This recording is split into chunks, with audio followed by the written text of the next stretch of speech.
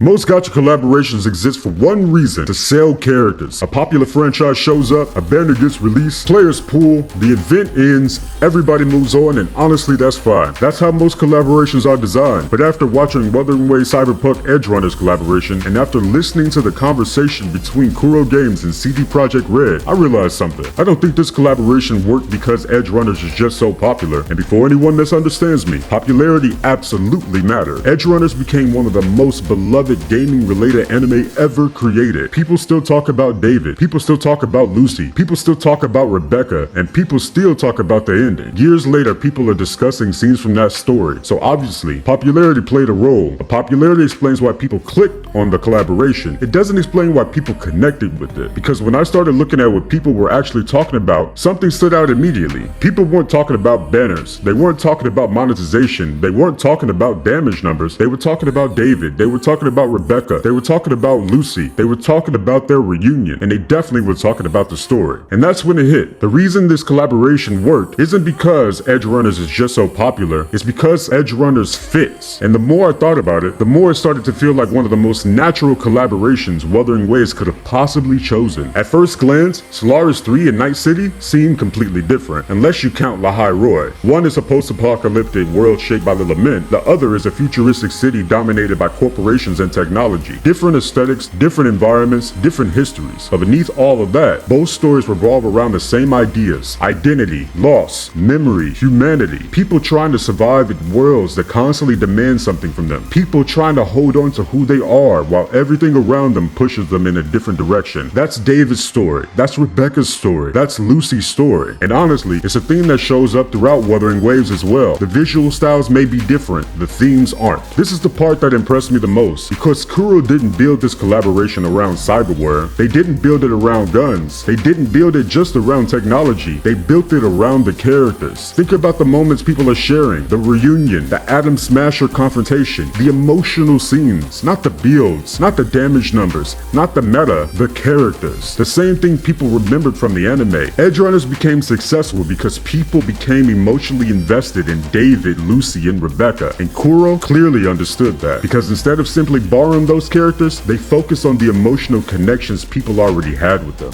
One thing that stood out to me immediately was how much attention Lucy received. David's story ended, Rebecca's story ended, Lucy's story didn't. For years, fans have carried questions about what happened after the ending. What happened to Lucy? How did she move forward? How did she live with everything that happened? Those questions never really disappeared, which made Lucy the perfect bridge between Edgerunners and Wuthering Waves. She represents the unfinished chapter of the story, the emotional thread that fans never completely let go of. And because of that, she became the ideal character to build an entire collaboration around. Most collaborations are temporary attractions. They're designed to generate excitement, generate revenue, generate engagement, and then disappear. This one feels different because it feels like Edgerunners wasn't inserted into Wuthering Waves. It feels like people who genuinely cared about the source material were trying to honor it. That's why so many moments resonate with fans. The collaboration isn't trying to recreate Edgerunners, it's trying to respect it. And I think there's a major reason why the reception has been so positive. People can usually tell when something was made because it had to happen, and people can usually tell when something was made because someone genuinely wanted it to happen. This collaboration feels much closer to the second category. And honestly, I think that's why Edgerunners was the perfect first major collaboration for Wuthering Waves. Not because it was the safest choice, not because it was the profitable choice, but because it fit. The themes fit, the characters fit, the emotional storytelling fits, the focus on the atmosphere definitely fits, and the focus on cinematic presentation certainly fits. The more you examine the collaboration, the less random it becomes, and the more inevitable it starts to feel. Because at the end of the day, both stories are ultimately about people trying to hold on to their humanity in worlds that constantly try to take it away. I don't think Edgerunners was chosen simply because it was popular. I think it was chosen because it was compatible. Because beneath the aesthetics, both franchises are interested in many of the same ideas: identity, connection, loss, memory, humanity. And after seeing how Kuro handled this collab, I honestly can't think of a better first crossover for Wuthering Waves. Not because it sold characters, but because it respected them. But let me know what you think. Why do you think Edgerunners was chosen as Wuthering Waves' first major collaboration? I'll see you guys in the next video.